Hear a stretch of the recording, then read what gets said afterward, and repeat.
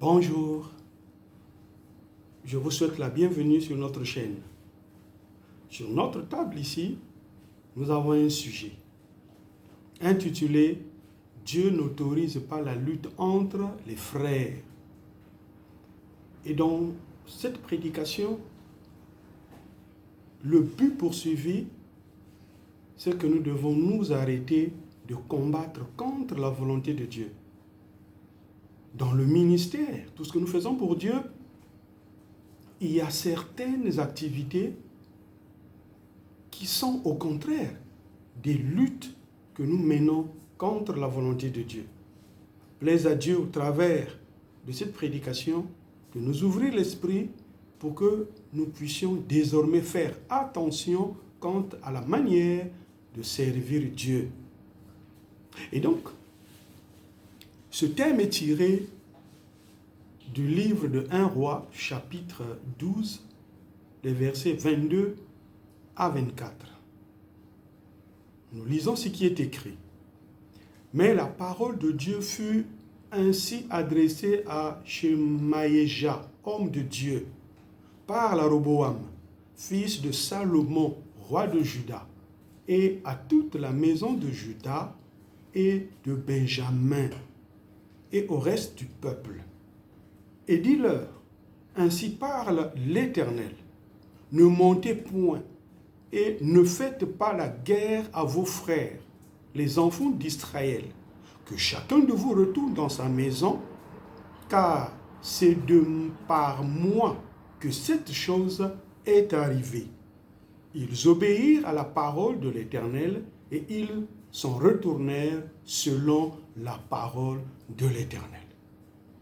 Notre thème, Dieu n'autorise pas la lutte entre frères. Nous avons deux verbes ici, autoriser et lutter. Or, le verbe autoriser, c'est accorder le droit ou la permission.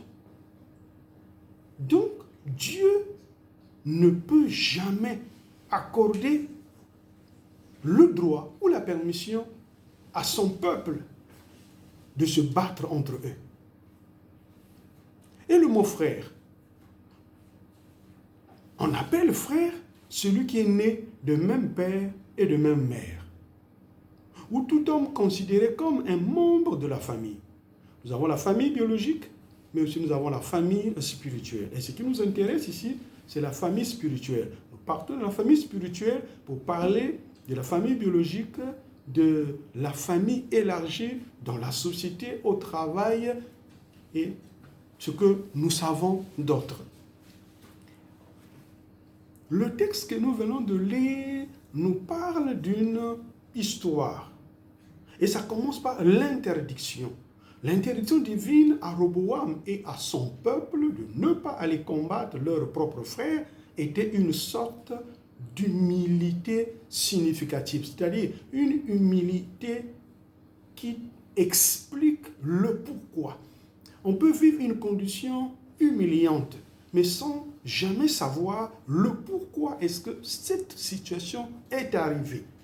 Et donc, quand Dieu intervient, pour Jéroboam, ça devrait être une humilité significative qui impliquerait à Jéroboam et son peuple de reconnaître que ce qui était arrivé dans le passé avec Salomon était mauvais devant Dieu et que le péché est toujours punissable devant le Seigneur. Salomon avait eu quel passé mauvais? La réponse est dans 1 Roi 12, 7, où nous trouvons 7 à 12, où nous trouvons le récit. Alors Salomon bâtit sur la montagne qui est en face de Jérusalem un haut lieu pour Kémosh, l'abomination de Moab, et pour Moloch, l'abomination des fils d'Ammon. Et il fit ainsi pour toutes ces femmes étrangères qui offraient des parfums et des sacrifices à leur Dieu. L'Éternel fut irrité contre Salomon parce qu'il avait détourné son cœur de l'Éternel, le Dieu d'Israël, qui lui était apparu 2 fois. Il lui avait il lui avait à cet égard défendu d'aller auprès d'autres dieux. Mais Salomon n'observa point les ordres de l'Éternel. Et l'Éternel dit à Salomon, puisque tu as agi de la sorte et que tu n'as point observé mon alliance et mes lois que je t'avais prescrites, je déchirerai le royaume de dessus toi et je le donnerai à ton serviteur. Seulement, je ne le ferai point pendant ta vie à cause de David ton père. C'est de la main de ton fils que je l'arracherai. Nous venons de lire dans ce passage les chefs d'accusation sur Salomon et la solution que Dieu avait proposée. Dieu n'avait pas retiré la royauté à Salomon pendant sa vie, malgré son idolâtrie, à cause de David son père. Mais après sa mort, son fils Roboam le succéda. Les anciens d'Israël vinrent auprès de lui et lui supplia d'alléger le joug dans lequel son père les avait mis. Mais Roboam promit le pire à Israël. Ce faisant, il perdit les 10 tribus par sa mauvaise foi. Roboam, au lieu d'écouter les conseils des anciens, ils étaient venus dans la paix, ils étaient venus dans l'unité nationale, ils étaient venus pour coopérer parce que Salomon, nous disent les Écritures, qu'il avait 700 femmes légitimes et 300 concubines. Et il s'est retrouvé avec une harem de 1000 femmes. Les enfants, les cousins, les nièces, c'était presque tout un quartier. Et il fallait beaucoup de finances pour nourrir l'harem de Salomon. Et à cette époque, il avait imposé les taxes, les impôts. Et c'est le peuple qui subissait pour supporter la maison royale. Maintenant qu'il était mort, donc les anciens étaient venus pour dire certainement le gamin ne va pas suivre la voie de son père. J'étais venu négocier pour qu'il continue à se soumettre à son autorité. Mais Salomon n'avait pas écouté de cette oreille-là. C'est pourquoi sa réponse méchante avait permis à ce que le royaume se divise. Ainsi Dieu donna 10 tribus à Jéroboam, selon la promesse dans 1 Roi 11, verset 13. C'était le prophète Akija. Akija saisit le manteau neuf qu'il avait sur lui et le déchira en 12 morceaux. Et il dit à Jéroboam, prends pour toi 10 morceaux, car ainsi parle l'Éternel, le Dieu d'Israël, voici, je vais arracher le royaume de la main de Salomon et je te donnerai 10 tribus. La déception des anciens tourna à l'établissement de Jéroboam comme roi sur Israël, donc le nord. Après ces événements, Roboam fut informé de ce qu'avaient fait ses frères du nord. Déçu, il organisa l'armée pour aller combattre ses propres frères afin de leur ramener sous son règne, son commandement. Et pendant qu'il se préparait, c'est là où Dieu envoie son serviteur avec l'ainsi dit l'Éternel. Et donc son serviteur en la personne de Shemaéja pour leur livrer le message divin que nous trouvons dans 1 Roi 12, le verset 24. Et dis-leur ainsi, parle l'Éternel, ne m'ôtez point et ne faites pas la guerre à vos frères, les enfants d'Israël, que chacun de vous retourne dans sa maison, car c'est par moi que cette chose est arrivée. Ils obéirent à la parole de l'Éternel et s'en retournèrent selon la parole de l'Éternel. La désobéissance à l'ordre donné par l'Éternel était synonyme de combattre contre la volonté divine. Certainement, ils avaient une image, un langage. Ils se disaient tout ce qu'ils étaient en train de faire en tant qu'humains échapper au contrôle souverain. Ah non, ce n'était pas le cas. Il y avait une main invisible. Il y avait une promesse, une prophétie libérée et la parole était en train de travailler pour que ce que Dieu avait prévu puisse s'accomplir. Et examinons un peu ce que Dieu demandait à Roboam à cette époque. Ne montez point. Nous savons que monter, c'est s'élever. Il n'y a que l'orgueil qui nous pousse à nous lever, à nous considérer forts, capables, instruits, expérimentés. Alors ce n'est pas ça avec Dieu. La Bible dit, celui qui s'élève, Dieu l'abaisse. Mais celui qui s'abaisse, Dieu l'élève. Tout ce que nous faisons dans notre nature, qu'on appelle la chair, c'est s'élever, c'est monter. Et nous comprenons aussi que Dieu avait raison de leur dire, ne montez point. Ce n'était pas inspiré, ce n'était pas spirituel, c'était charnel. Combien de fois nous sommes en train de nous monter? Combien de fois la chair prend du volume sur des choses, des activités qui n'ont rien à voir avec la volonté divine, mais notre chair y tient. Nous montons, nous nous élevons. Dieu dit, ne montez point. Le deuxième point, il dit, ne faites pas la guerre à vos frères. Ne faites pas la guerre à vos frères. Ça veut dire, ce sont des efforts vains. Combien de fois nous faisons des choses, nous transpirons, nous payons les billets, nous faisons des dépenses au nom de l'Éternel. Mais lui, quand il regarde, qu'est-ce qu'il dit? Effort vain. Ne faites pas la guerre. Dieu a raison. Ils avaient le même père, le même pays, la même loi, les mêmes prophètes. Et donc, combattre leurs frères, ce n'était pas bien. Dieu n'autorise pas la lutte entre les frères. Il dit que chacun de vous retourne dans sa maison. C'est-à-dire, au lieu de s'occuper des affaires des autres, que chacun s'occupe de ses propres affaires, que chacun observe sa marche, que chacun regarde sa vie, que chacun prenne en ligne de compte sa communion avec Dieu. Au lieu d'être dans la foule, de ne rien faire, de faire des choses qui ne conduisent pas à la vie, que chacun retourne dans sa maison. Et le quatrième point, il dit, c'est de par moi que cette chose est arrivée. Donc Dieu précise que tout ce que vous êtes en train de vivre, ça part de moi. Ça a été organisé par moi, planifié par moi. Pourquoi? Pour combattre, pour extirper, pour juger, pour condamner l'idolâtrie commise par Salomon. Et ça, eux, ils ne le savaient pas.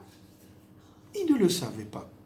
Dieu est l'auteur de tout ce qui nous arrive, soit pour nous corriger, soit pour nous enseigner des leçons, pour rectifier notre manière de le servir.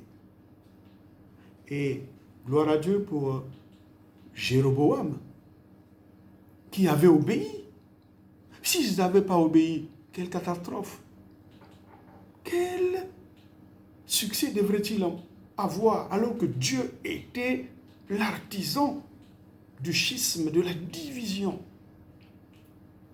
Et la suite nous montre que le sud, qui avait 2 tribus, a porté le nom de Juda. Et le nord, qui avait 10 tribus, a porté le nom d'Israël ou d'Éphraïm.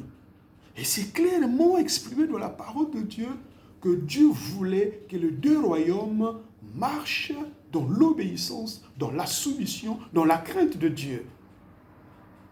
C'était la volonté de Dieu. Mais il est arrivé ce qui est arrivé. La Bible nous enseigne, nous manquerons le temps d'y revenir. Nous sommes en train de voir l'essentiel pour nous mettre en garde de combattre contre la volonté de Dieu en combattant nos frères. Et donc, ce n'est pas le fait de se séparer que nous avons la liberté de tomber dans l'idolâtrie. Non. Ce n'est pas le fait de rester que nous avons la liberté de faire tout ce qui nous enchante. Non. Ensemble ou séparés, mais que nous gardions la crainte de Dieu parce que nous sommes frères. Nous travaillons pour la même cause. Gagner les âmes pour le royaume de Dieu.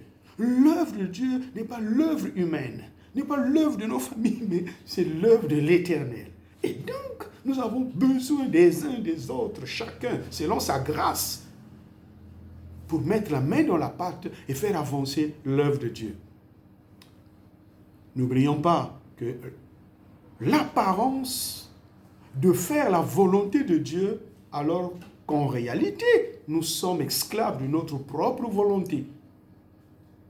Dans les apparences, on montre que nous faisons la volonté de Dieu, nous aimons Dieu, nous sommes zélés pour Dieu, nous prenons des risques pour Dieu, nous nous sacrifions pour Dieu, des jeûnes multipliés, des séminaires, des activités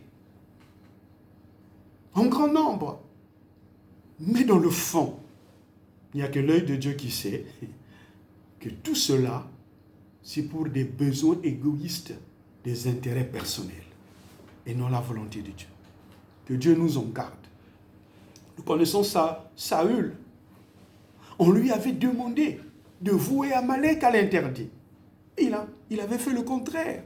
Lorsqu'il revient, il prend l'interdit pour offrir les sacrifices. Il avait même pris la place d'un sacrificateur, chose qui ne lui était pas permise. Et quand Samuel veut le voir, mais qu'est-ce que tu fais? J'offre des sacrifices à l'Éternel. Dans 1 Samuel 15, 23, on lui a dit, l'obéissance à Dieu vaut mieux que les sacrifices. On a beau nous sacrifier, ce n'est pas mauvais les sacrifices. Mais s'il n'y a pas l'obéissance, cela est multiplié par 0. Et pourtant, dans les apparences, ce que Samuel faisait, c'est adorer, c'est servir Dieu. Mais c'était contre la volonté de Dieu. L'apôtre Paul, dans Acte 9, 4 à 5, on lui a dit, Paul, pourquoi me persécutes-tu? Il te sera difficile de régimber contre les aiguillons. Qui peut réussir à combattre la volonté de Dieu? Qui peut taire la voix de Dieu? Qui peut annuler la promesse de Dieu? Qui peut faire échouer l'œuvre de Dieu? En tout cas, personne. Mais dans la pratique, nous semblons croire que nous pouvons tout faire de par nous-mêmes. Non. Dieu n'autorise pas la lutte entre frères. Non. Devant tout sentiment de vengeance, d'hostilité, de faire la guerre à son prochain, son collègue de classe ou de bureau, un frère ou une sœur dans la foi, la sagesse serait de rechercher la pensée divine à propos. Qu'est-ce qu'il faut faire après avoir écouté ceci? Que chacun revoie sa relation avec Dieu. Nous sommes appelés à remettre en cause nos convictions, notre ministère. Est-ce que nous sommes toujours dans la ligne? Est-ce que nous sommes toujours dans la volonté de Dieu ou nous sommes sortis de la volonté de Dieu? N'oublions pas que Dieu voit le cœur. Il ne tient pas compte de nos apparences. Mais il voit le cœur, la bonne disposition, l'obéissance, la soumission, la dépendance, la confiance, la fidélité, la droiture, l'honnêteté, l'intégrité. Nous connaissons ces choses. Rechercher la volonté divine. Nous avons été appelés. Paul a dit, qu'as-tu que tu n'aies reçu? Si ce que tu as, tu l'as reçu, pourquoi te glorifies-tu? Si Dieu nous a sauvés, il nous a donné son esprit, il nous instruit dans sa parole, c'est pour que nous puissions le servir. Nous n'avons pas de mérite. Et donc, nous sommes là à faire la volonté de Dieu. C'est cette phrase-là qui me fascine, qui me rend zélé. Cette phrase que j'aimerais entendre un jour. Bon et fidèle serviteur, entre dans la joie de ton Père. Je suis passionné, je suis amoureux de cette phrase. Je vais vivre cette phrase dans ma vie. Mais c'est au bout de beaucoup d'efforts dans l'obéissance, dans la dépendance totale à Dieu. Et enfin, se soumettre et obéir en faisant exactement ce que Dieu nous dira de faire. Gloire à Dieu pour Roboam et son peuple. Ils retournèrent. Ils avaient abandonné. Alors, sincèrement, oh, je t'en supplie, qui que tu sois, ça ne te mènera nulle part.